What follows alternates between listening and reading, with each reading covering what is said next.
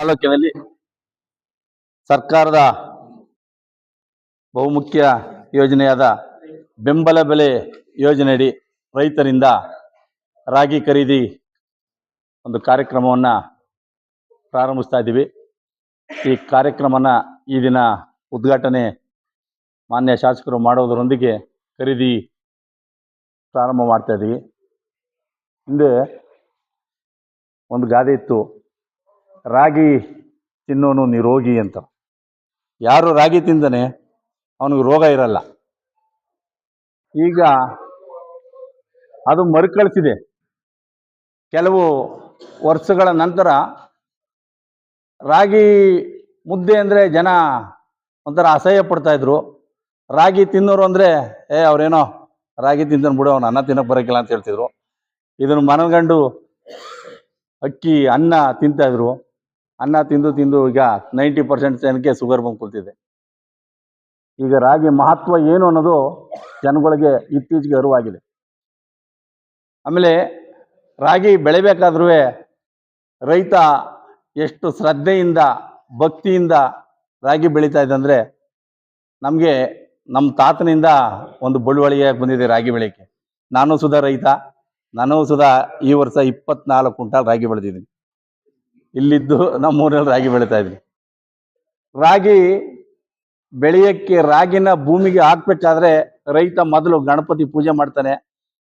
ಸಗಣಿಲಿ ಗಣೇಶನ ಮಾಡ್ಕೊಂಡು ಹೋಗಿ ಪೂಜೆ ಮಾಡಿ, ಆ ಪೂಜೆ ನಂತರ ನಮ್ಗೆ ವಿಘ್ನ ಆಗ್ದಂಗೆ ರಾಗಿ ಉತ್ತಮವಾಗಿ ಬರ್ಲಿ ಕಣಪ್ಪ ಅಂತ ಪೂಜೆ ಮಾಡಿ ರಾಗಿ ಬಿತ್ತುತ್ತಾನೆ. ಒಂದು ರಾಗಿ ಬೆಳಿಬೇಕಾದ್ರೆ ರೈತ ಎಷ್ಟು ಕಷ್ಟಪಡ್ತಾನೆ ಅಂದರೆ, ಹದ ಮಾಡ್ತಾನೆ, ಜಮೀನ 3 ಬಾರಿ 4 ಬಾರಿ ಹದ ಮಾಡ್ತಾನೆ. ಅದಕ್ಕೆ ಮಳೆ ಬಂದಂಥ ಸಂದರ್ಭದಲ್ಲಿ ಮೊದಲು ಚಿಕ್ಕ ಉಸ್ಲು ಮಳೆ, ದೊಡ್ಡ ಉಸ್ಲು ಮಳೆ ಅಂತ ನಮ್ಮ ಕಡೆ ಹೇಳ್ತಾರೆ, ಈ ಕಡೆ ಏನೋ ಗೊತ್ತಿಲ್ಲ. ಆ ಮಳೆ ಬಂದಾಗ ರಾಗಿ ಬಿಡ್ತಾನೆ, ಅದಕ್ಕೆ ಒಕ್ಕಣೆ ಮಾಡ್ತಾನೆ, ಅದಕ್ಕೆ ಕಳೆ ಕೀಳ್ತಾನೆ. ಬೇಜಾನ್ ಕೆಲಸ ಇದೆ. ರಾಗಿ ಅಷ್ಟು ಸುಲಭವಾಗಿ ಬೆಳೆಯೋಕ್ಕಾಗಲ್ಲ. ಆದ್ರೂ ಬಡವರ ಬೆಳೆ ಇದು. ಆ ಭೂಮಿ ತಾಯಿ ರಾಗಿ ಹಾಕ್ತವ್ರಿಗೆ ಮೋಸ ಮಾಡಲ್ಲ. ಯಾವಾಗಾದ್ರೂ ಸರಿ ಸ್ವಲ್ಪನಾದ್ರು ರಾಗಿ ಕೊಟ್ಟೆ ಕೊಡ್ತಾಳೆ ಅನ್ನೋದಕ್ಕೆ ಉದಾಹರಣೆ. ನಂತರ ಕಟಾವು ಮಾಡ್ತಾನೆ. ಈಗಾರು ಮಿಷಿನ್ಗಳು ಬಂದಿದೆ ಎಲ್ಲ ಒಕ್ಕಣೆ ಮಾಡೋಕ್ಕೆ. ಹಿಂದೆ ನಮ್ಮ ತಾಯಂದಿರು ಬೆಳಿಗ್ಗೆ ಕುಳಿತುಕೊಂಡು ಆ ರಾಗಿ ಕುಯ್ತಿದ್ದನ್ನ ನೀವೇನಾರ ಜ್ಞಾಪಕ ಮಾಡಿಕೊಂಡ್ರೆ, ಇಷ್ಟು ಕಷ್ಟಪಡ್ಬೇಕಾ ರಾಗಿಗೆ ಅಂತೀರಿ. ಈಸಿಯಾಗಿ ಊಟ ಮಾಡ್ತಾ ಇದ್ರಿ. ಇವಾಗ ವಾರಾನ್ಗಟ್ಲೆ ರಾಗಿ ಕುಯ್ತಿದ್ರು, ವಾರಾನ್ಗಟ್ಲೆ ಒಕ್ಕಣೆ ಮಾಡ್ತಿದ್ರು.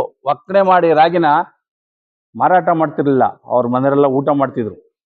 ಆ ರಾಗಿ ಊಟ ಮಾಡ್ತಿದ್ದಾಗ ಹೇಗಿದ್ದು ಅಂದರೆ, ನನ್ನಂಗಿರ್ಲಿಲ್ಲ, ಚೆನ್ನಾಗಿ ಆರೋಗ್ಯವಾಗಿದ್ರು. 3 ಬಾರಿ ಮುದ್ದೆ ತಿಂತಿದ್ವಿ. 3 ಬಾರಿ ಮುದ್ದೆ ತಿಂದ್ರು ಅದು ಕರಗ್ತಿತ್ತು. ಇವಾಗ 1 ಬಾರಿ ಮುದ್ದೆ ತಿಂದ್ರೆ ಕರಗಲ್ಲ. ಯಾಕೆಂದ್ರೆ ಈ ಅಕ್ಕಿ ಅನ್ನ ಇದು ತಿಂದು. ಈಗೇನಾಗಿದೆ, ಮತ್ತೆ ಅದಕ್ಕೆ ಬಂದಿದ್ದೀವಿ. ನಂತರ ಒಕ್ಕಣೆ ಮಾಡಿ ಕಾರಣದಲ್ಲಿ ಇವತ್ತೇನು ಪೂಜೆ ಮಾಡ್ತಾ ಇದ್ದಾರೆ, ಇದು ನೋಡಿ ನಮಗೆ ನಾವು ಮಾಡ್ತಿದ್ದೆಲ್ಲ ಜ್ಞಾಪಕ ಬಂತು. ನಮ್ಮ ತಾತ ಹೇಳ್ತಿದ್ರು, ರಾಶಿ ಪೂಜೆ. ರಾಶಿ ಅಂದರೆ ರಾಗಿ ಎಲ್ಲ ಬಡ್ದು ಗುಡ್ಡೆ ಆಗಿದೆ. ರಾಶಿ ಪೂಜೆ ಮಾಡಿ ಮನೆಯ ಗರತಿ ಆ ರಾಶಿ ಕೈ 2 ಕೈನೂ ರಾಶಿ ಮೇಲೆ ಇಟ್ಟು ಸಣ್ಣ ಮಾಡ್ಕೊಂಡ್ರೆ ಆ ಮನೆಗೆ ಶ್ರೇಯಸ್ಸಾಗುತ್ತೆ. ಇನ್ನೂ ರಾಗಿ ಅತಿ ಹೆಚ್ಚವಾಗಿ ಮುಂದಕ್ಕೆ ಉತ್ತಮವಾಗಿ ಆಗುತ್ತೆ, ಇನ್ನೂ ಬೆಳೆ ಬೆಳಿಬೋದು ಅಂತ ಒಂದು ಒಕ್ಕಣೆ ಇತ್ತು. ಅದನ್ನ ಜ್ಞಾಪಕ ಮಾಡ್ಕೊಂಡು ಮೇಡಮ್ನವ್ರಿಗೆ ಹೇಳಿದೆ, 2 ಕೈನೂ ಇಟ್ಟು ಪೂಜೆ ಸಣ್ಣ ಮಾಡ್ಕೊಳ್ಳಿ ಮೇಡಮ್ ಅಂದ್ಬಿಟ್ಟು. ಅದು ರಾಗಿಯ ಹಿನ್ನೆಲೆ ಅಂತ ನಾನಾದ್ರೂ ಭಾವಿಸಿದ್ದೀನಿ. ರಾಗಿ ಬೆಳಿಬೇಕಾದ್ರೆ ರೈತರ ಕಷ್ಟ ಇದೆ. ಹಿಂದೆ ಎಲ್ಲ ಏನಾಗ್ತಿತ್ತು, ರಾಗಿ ಬೆಳೆದ್ರೆ ರಾಗಿ ಪರ್ಚೇಸ್ ಮಾಡ್ತಿರ್ಲಿಲ್ಲ. ಒಂದು ಸೇರು ನಾ ಮಾಡ್ತಾ ಇದ್ರೆ 10 ರೂಪಾಯಿ 5 ರೂಪಾಯಿ ಹಿಂಗೆ ತೊಗೊಳೋರು. ಕ್ವಿಂಟಾಲ್ಗೆ 1,000 1,500 ತೊಗೊಳೋರು. ಆಮೇಲೆ ದಳ್ಳಾಳಿಗಳ ಅವಳಿ ಜಾಸ್ತಿ ಇತ್ತು. ಮೊದಲೇ ಬಂದ್ಬಿಟ್ಟು ನಿಮಗೆ ರಾಗಿ ಬಿತ್ತೋದಕ್ಕೆ ಮೊದಲೇ ಅಡ್ವಾನ್ಸ್ ಕೊಟ್ಬಿಡೋರು. ನಾವು ಪಾಪ ಅವರು ಅವತ್ತ ಗೊಬ್ಬರಕ್ಕೆ ಟ್ರ್ಯಾಕ್ಟರ್ಗೆ ಕೊಡ್ಬೇಕಾಯ್ತು, ಕೊಟ್ಬಿಡೋವು. ಇವೆಲ್ಲ ಕೊಟ್ಬಿಟ್ಟು ರಾಗಿ ಬೆಳೆದಂಥ ರೈತನಿಗೆ ಭಾರಿ ಲಾಸ್ ಆಗ್ತಿತ್ತು. ಇದನ್ನು ಮನಗಂಡು ಸರ್ಕಾರ ಬೆಂಬಲ ಬೆಲೆ ಯೋಜನೆಯಲ್ಲಿ ರಾಗಿ ಖರೀದಿ ಮಾಡ್ತಾ ಇದೆ. ಒಳ್ಳೆ ಉತ್ತಮವಾದ ರೈಟ್ ಕೊಡ್ತಾ ಇದೆ. 1 ಕ್ವಿಂಟಾಲ್ಗೆ 4,886 ರೂಪಾಯಿ ರೇಟ್ ಕೊಡ್ತಾ ಇದೆ ರಾಗಿಗೆ. ರಾಗಿಗೆ ಈ ಬೆಲೆನೇ ಇರಲಿಲ್ಲ, ರಾಗಿನ ಕೇಳೋರೇ ಇರಲಿಲ್ಲ. ಇವತ್ತು ರಾಗಿ ಬೆಲೆಯಲ್ಲಿ ಅಕ್ಕಿಗಿಂತೂ ಜಾಸ್ತಿ ಆಗಿದೆ ರೇಟು. ಅಕ್ಕಿ 2,500 3,000ಕ್ಕೆಲ್ಲ 1 ಕ್ವಿಂಟಲ್ ಅಕ್ಕಿ ಸಿಗ್ತಾ ಇದೆ. ಈಗ ನಮ್ಮ ರಾಗಿ 4,883 ರೂಪಾಯಿ ಬಂದಿದೆ. ಇಂಥ ಒಂದು ರಾಗಿನ ಖರೀದಿ ಕೇಂದ್ರವನ್ನು ರೈತರಿಗೆ ಅನುಕೂಲವಾಗಲಿ ಅನ್ನೋ ಉದ್ದೇಶದಿಂದ ಸರ್ಕಾರ ಕಾರ್ಯೋನ್ಮುಖವಾಗಿದೆ. ಮತ್ತೆ ಈ ರಾಗಿನ ಮತ್ತೆ ಯಾರಿಗೂ ಕೊಡಲ್ಲ, ಸರ್ಕಾರ ಪರ್ಚೇಸ್ ಮಾಡಿ ಮತ್ತೆ ನಿಮಗೆ ಕೊಡ್ತದೆ, ಪಡಿತರ ಮುಖಾಂತರ ನ್ಯಾಯಬೆಲೆ ಅಂಗಡಿಯವರಿಗೆ ಕೊಡ್ತದೆ. ಅದರಲ್ಲೂ ಒಂದು ವಿಶೇಷವಾಗಿ ಹೇಳ್ತೀನಿ ಮೇಡಮ್ನವರೇ, ನಾನು 3 ವರ್ಷದಿಂದ ಇಲ್ಲೇ ಅಸಿಸ್ಟೆಂಟ್ ಡೈರೆಕ್ಟರ್ ಕೆಲಸ ಮಾಡಿದ್ದೀನಿ. ಇದಕ್ಕೆ ಮೊದಲು ನಾನು ಕುಣಗಲಲ್ಲಿ ಕೆಲಸ ಮಾಡ್ತಾ ಇದ್ದೆ. ಅಲ್ಲಿ 2 ಲಕ್ಷ ಕ್ವಿಂಟಾಲ್ ಒಂದು ವರ್ಷಕ್ಕೆ ರಾಗಿ ಖರೀದಿ ಮಾಡ್ತಿದ್ರು ಒಂದೇ ತಾಲೂಕಲ್ಲಿ, 2 ಲಕ್ಷ ಕ್ವಿಂಟಾಲ್. ಇಲ್ಲಿ 2,000 ಕ್ವಿಂಟಾಲು, 2,000 ಕ್ವಿಂಟಾಲು ಆ 2 ಲಕ್ಷ ಕ್ವಿಂಟಾಲ್ಗೆ ಸಮ ಅಂತ ಹೇಳ್ತೀನಿ.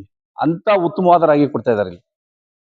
ಈ ತರ ರಾಗಿನ ಬೇರೆ ಕಡೆ ಲಕ್ಷ ಎಲ್ಲಿ ತಗೊಳ್ತಾರೆ, ಅಲ್ಲಿ ಈ ತರ ರಾಗಿ ಬರಲ್ಲ.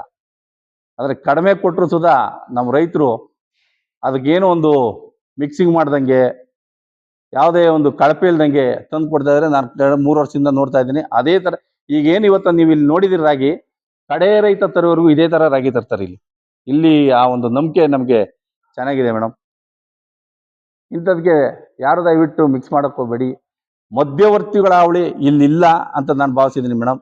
ದಯವಿಟ್ಟು ಮಧ್ಯವರ್ತಿಗಳಿದ್ರೆ ರೈತರಿಗೆ ನಿಮ್ಮಲ್ಲಿ ಕೇಳ್ಕೊಳ್ತೀನಿ, ಮಧ್ಯವರ್ತಿಗಳಿಗೆ ರಾಗಿ ಮಾರಕ್ ಹೋಗ್ಬೇಡಿ. ನಿಮಗೆ ಏನು ನೋಂದಣಿ ಮಾಡ್ಕೊಂಡಿದ್ರಿ ಅವ್ರಿಗೆಲ್ಲಾರ್ದ ರಾಗಿನೂ ನಾವು ತಗೊಳ್ತೀವಿ.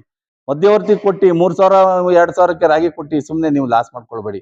ಆಮೇಲೆ ಇಲ್ಲಿ ದುಡ್ಡು ಸುಧಾ ನಿಮ್ಗೆ ಅಷ್ಟೇ, ನೀವು ರಾಗಿ ಹಾಕಿದ ತಕ್ಷಣ DBT ಮುಖಾಂತರ ನಿಮ್ಮ ಅಕೌಂಟ್ ನೇರವಾಗಿ ಬರ್ತದೆ. 1 ವಾರ ಲೇಟ್ ಆಗ್ಬೋದು ಅಷ್ಟೇ ವಿನ ನೇರವಾಗಿ ನಿಮ್ಗೆ ಹಣ ಬರ್ತದೆ. ಯಾರನ್ನು ಕೇಳೋ ಹೋಗಿಲ್ಲ, ಇಲ್ಲ ನಿಮ್ಮ ಬ್ಯಾಂಕ್ ಅಕೌಂಟ್ಗೆ ನಿಮ್ಗೆ ಹಣ ಬರ್ತದೆ. ದಯವಿಟ್ಟು ಮಧ್ಯವರ್ತಿಗಳಿಗೆ ಯಾರು ನೀವು ರಾಗಿನ ಮಾರ್ಕಬೇಡಿ ಅಂತ ರೈತರು ಸುಧಾ ಮನವಿ ಮಾಡ್ತಾ, ಈ ಕಾರ್ಯಕ್ರಮವನ್ನ ಉದ್ಘಾಟಿಸಲು ಆಗಮಿಸಿರ್ತಕ್ಕಂಥ ಮತ್ತು ಈ ಕಾರ್ಯಕ್ರಮದ ಅಧ್ಯಕ್ಷತೆ ವಹಿಸಿಕೊಂಡಿರುವಂಥ ನಿಮ್ಮೆಲ್ಲರ ನೆಚ್ಚಿನ ಶಾಸಕರು KGF ತಾಲೂಕಿನ ಶ್ರೀ ರೂಪಾ ಮೇಡಮ್ ರವರಿಗೆ ನಿಮ್ಮೆಲ್ಲರ ಪರವಾಗಿ ಸ್ವಾಗತವನ್ನು ಬಯಸೋಣ. ಇದು ಕಾರ್ಯಕ್ರಮ. ಅದೇ ರೀತಿ